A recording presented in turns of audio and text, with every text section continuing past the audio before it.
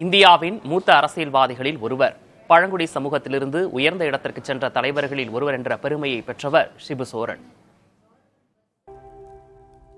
திஷோம் குரு, அதாவது நிலத்தின் தலைவன். இதுதான் ஜார்க்கண்டில் ஷிபு சோரனுக்கான அடைமொழி. 1944 பிறந்த ஷிபு சோரனுக்கு 15 வயதாக இருக்கும் போதே அவர் தந்தை கந்துவட்டிக்காரர்களால் அடித்துக் கொல்லப்பட்டார். இதுவே அவரது மனதில் ஒடுக்கப்பட்டோர் நலன் என்ற தீ கொழுந்துவிட்டு எரிய தூண்டுகோலாக அமைந்தது.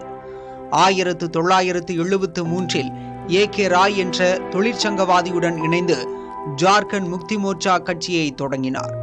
பழங்குடியினர் நலனுக்காக முழு மூச்சுடன் போராடிய அந்த கட்சி மாநிலத்தின் ஆட்சி பொறுப்புக்கே வந்தது. ஆதிக்க சக்திகளின் அடக்குமுறைகளுக்கு எதிராக ஷிபு சோரன் மேற்கொண்ட இடைவிடாத போராட்டம் அவரை ஆதிவாசிகளின் நாயகனாக மாற்றியது. பழங்குடிகளுக்கென தனி மாநிலம் வேண்டும் என்ற நெடும் போராட்டம் 2000ஆவது ஆண்டில் வெற்றி பெற்றது. அந்த ஆண்டுதான் பீகாரிலிருந்து ஜார்க்கண்ட் பிரிக்கப்பட்டு தனி மாநிலமாக உருவானது.